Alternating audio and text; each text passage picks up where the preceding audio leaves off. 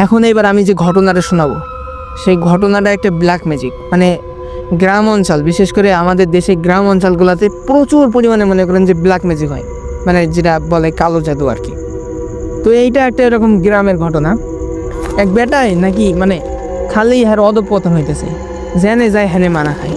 তো হ্যারে একজন মানে বুদ্ধি দিছে যে তুই এক কাম কর, ব্ল্যাক ম্যাজিক শিখাও, কবিরাজি মবিরাজি করবি, টাকা পয়সা পাইবি, মানে অনেক কিছু করতে পারবি জিনের মাধ্যমে। তো ওই বেটায় শুনে প্রথমে রাজি হয় নাই, পরে আচ্ছা ঠিক আছে, আমার দ্বারা এমনি অন্য কিছু হইব না, এইটাই। পরে করতে শিখবো, মানে একটা মাধ্যম লাগবো, তো ব্ল্যাক ম্যাজিক শেখার জন্য একটা মাধ্যম লাগবো না। পরে আর কি করছে, একজনের কাছ থেকে জানতে পারছে যে ওই গ্রাম থেকে আরও মনে করেন যে প্রায় 3টা গ্রাম ওই সাইডে একটা নদী আছে। নদীর থেকে মানে 5-10 মিনিট হাইটে যাওয়ার পরে ছোটো নাকি একটা এরকম ঘর আছে, ওই ঘরে নাকি এক বাবাই থাকে, হ্যাঁ নাকি এসব শিখায় আর এরকম মানে কবিরাজি টবিরাজি করে। এইবার ও তাই সন্ধান পাইছে, পরে ও একদিন গেছে সকালবেলা, ওই জায়গায় গেছে, যাওয়ার পরে দেখে কি বাসায় কেউ নাই। হ্যাঁ, পরে ওইখানে একজনকে জিজ্ঞেস করলো যে এইখানে একটা বাবা থাকতো, সে কোথায় গেছে। তো পরে বললো যে ওনারে পাইতে গেলে মানে আসরের পরে আসতে হইব, মানে সন্ধ্যা টাইমটা, ওই টাইমে আইতে হইব, আবার মনে করো যে মানে মাগরিবের পরে আবার পাইব না, মানে নাই মানে চলে যায় বাবাই, কই যায় তা আল্লাহ জানে। তো তারপরের দিন একদিন সেরকম প্রস্তুতি নিয়ে রওনা দিছে, আসরের একটু পরপরই গেছে, যাওয়ার পরে মানে মাগরিবের আজানে একটু আগাগ দিয়ে ওই যে পৌঁছানোর পরেই মানে ভিতর থেকে এরকম আওয়াজ আসতেছে, মানে ওনার নাম ধরে বলতেছে, কিরে এইখানে কি করতে আইছিস, আয় ভিতরে আয়। পরে ভিতরে ডাকছে, পরে আবার কয়েক আচ্ছা ওইখানে দাঁড়া, পরে আবার দাঁড়াইছে। পরে দেখি ভিতর থেকে কেমন একটা আওয়াজ আইতেছে, মানে মানে ওই বাবাটা কার লগে জানি কথা কইতেছে। হ্যাঁ, পরে আবার ভিতরে ডাকছে, ডাকার পরে মনে করেন যে মানে দেখি ভিতরে কেউ নাই, শুধু ওই বাবা একাই। পরে কইতেছে তোর নাম অমুক, তোর বাসা ওই জায়গায়, তোর এই সমস্যা, আর এই সমস্যার কারণে আমার কাছে ব্ল্যাক ম্যাজিক শিখতে আসছিস, তাই না? মানে মানে ওই বাবাই না সব কিছু করে দিতেছে, ওই কিন্তু কিচ্ছু করে না।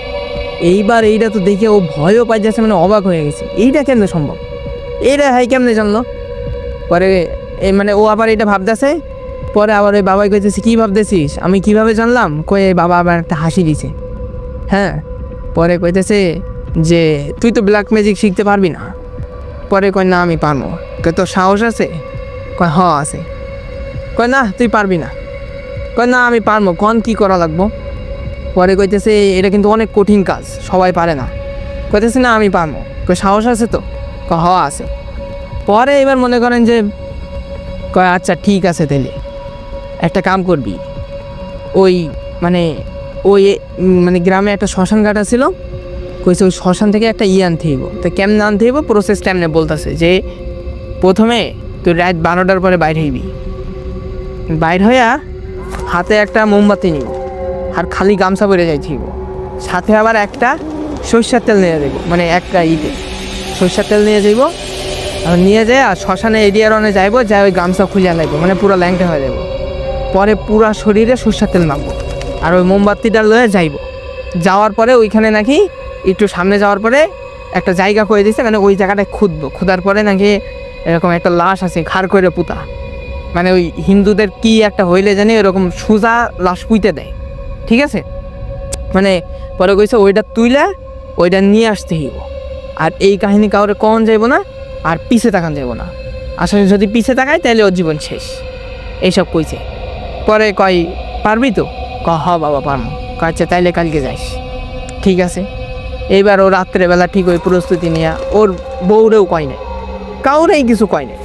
হ্যাঁ, এখন ও কইছে যে আজকে আমি একটু বাইরে থাকবো, এর লেগে ও বাইরে আয় পড়ছে।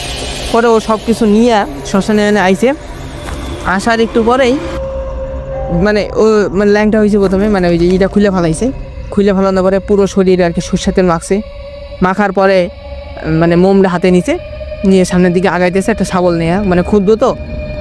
এবার যেই একটু সামনে আগাইছে, সাথে সাথে পুরো শ্মশানের মানে আপনার সিনটাই চেঞ্জ হয়ে গেছে বলতে মানে হঠাৎ করে অনেক বাদুর উঠতেছে, কেমন যেন একটা ঝড় উঠতেছে, অনেক বাতাস, মানে একটা অদ্ভুত এক ব্যাপার। মনে ও মানে ভয় পাইতেছে না, ওই বাবার কথা মনে করতেছে আর কইতেছে না ভয় পাওয়া যাবে না। পরে ও ওই জায়গায় যায় খুঁজছে, খোঁজার পরে দেখে হ্যাঁ একটা লাশ আছে। পরে ওই লাশটা তুলতেছে, মানে কিছুটা পুঁচের মতো গেছে। হ্যাঁ, ওরা একটা দেখে কি মানে লাশটা মোটামুটি তুলতেছে। এবার দেখে একটা মুরব্বি বুড়ি আইছে, মোটামুটি কইলে বয়স হইব 110-20 বছর। দেখে মনে হইতেছে হ্যাঁ কইতেছে তুই আমার নিয়ে যাইতে পারবি না, তুই আমার নিয়ে যাইতে পারবি না।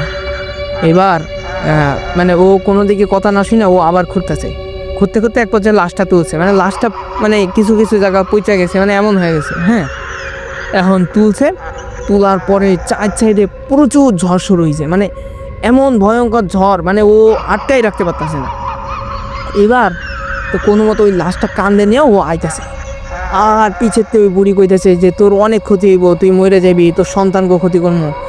আরে একবার পিছন তোর বউ ডাকতেছে যে দাঁড়াও দাঁড়াও, হ্যাঁ একটা কথা শুনো, আমারে মানে অনেক ক্ষতি হয়ে যাইতেছে। পরে ওর 2টা বাচ্চা ছিল, ওই বাচ্চাদের রূপ নিয়ে ডাকতেছে, কিন্তু ও কোনো দিকে না তাকে ও সামনে আগাইতেই আছে, সামনে আগাইতেই আছে। হ্যাঁ, এবার সামনে আগাইতেই আছে। এবার কোনো মতো পার হইয়া, শ্মশানটা পার হইয়া বাসায় যায়। ওরা 3তলা একটা বাসায় থাকতো, 3তলায় কখনো কাম টাম হয় নাই, ঠিক আছে। আর কাম টাম না হওয়ার কারণে যে হয়েছে কি, ওই একটা রুম ফাঁকা ছিল, ও আর কি ওই রুমের ভিতরে লাশটা রেখে দিছে। এবার লাশ রেখে ওই দিন ঘুমাইতে গেছে। পরের দিন সকালবেলা দেখি কি বাসার সবাই আর কি এক লগে কি নিয়ে জানি আলাপ আলোচনা করতেছে। কি আলাপ আলোচনা করতেছে, সবাই নাকি রাত্রে এরকম সমস্যা হয়েছে। কি সমস্যা, যে কেউ নাকি এরকম ওই ওই রুম থেকে এই মতো শব্দ শুনছে, কেউ হাঁটতাছে, কেউ মানে নুপুরের শব্দ, কেউ কানতাছে, ছোট বাচ্চার শব্দ। তো তার পরের দিন ওই সেম সমস্যা হয়েছে। এখন ও মানে যেদিন লাশ আনছে তার পরের দিন সকালবেলা আবার বাবার কাছে গেছে। সকালবেলা তো বাবা থাকে না, বিকালবেলা গেছে, ওই জন্য কইতেছে বাবা নাই, মানে কয়দিন পরে বাবা আইব। এখন ওই কী করবো, লাশ তো ওই বাসার ভিতরেই, পচা গন্ধও আইতেছে। ওই দিন রাত্রেবেলা আবার এই মতো স্বপ্ন দেখছে। হ্যাঁ, স্বপ্ন দেখার পরে করছে কি যে হ্যাঁ মানে ওর বাচ্চার যে 2টা ছিল ওগুলোর এই মতো স্বপ্ন দেখাইছে যে তোর বাপে যে কাজটা করতেছে এটা ঠিক করতেছে না, যদি তোরা বাঁচতে চাস তাইলে এখনই বাদ দিয়ে দিতে হবে। পরে সকালবেলা উঠে হ্যাঁ পোলাই করতেছে আব্বু এই মতো স্বপ্ন দেখছে। পরে হয়তো মনে করছে পাগলের মতো হয়ে গেছে। এবার ওই লাশটাও ওইখান থেকে সরাই রেখে দিয়েছে। হ্যাঁ, লাশটা ওইখান থেকে সরাই রেখে দিয়েছে, দেন মানুষজন আবার জেনে ফেলে সমস্যা। এর পরের দিন ওই আবার কবিরাজের কাছে গেছে, কোনো মতো কবিরাজে খুঁজে মইজা পাইছে। কবিরাজে খুঁজে পাওয়ার পরে কইতেছে বাবা আমি আর ব্ল্যাক ম্যাজিক শিখবো না, আর আমি কেমনে কী করবো কন। পরে কয় আমি কইছিলাম তুই পারবি না, তোর তো সাহস নাই। পরে আমার এই মতো সমস্যা হইতেছে।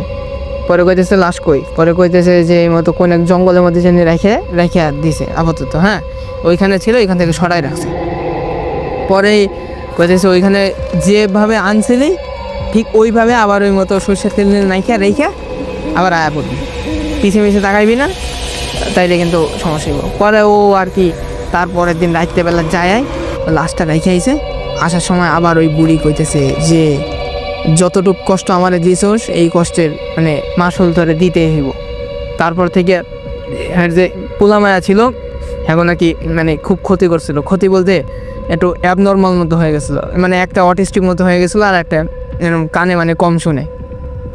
তো তারপরে আর কি কবিরাজ দেখায়, কিন্তু আর ওইটা ঠিক হয়নি। তো এই ছিল আজকের ঘটনা। ভিডিওটি ভালো লাগলে লাইক, কমেন্ট, সাবস্ক্রাইব করবেন।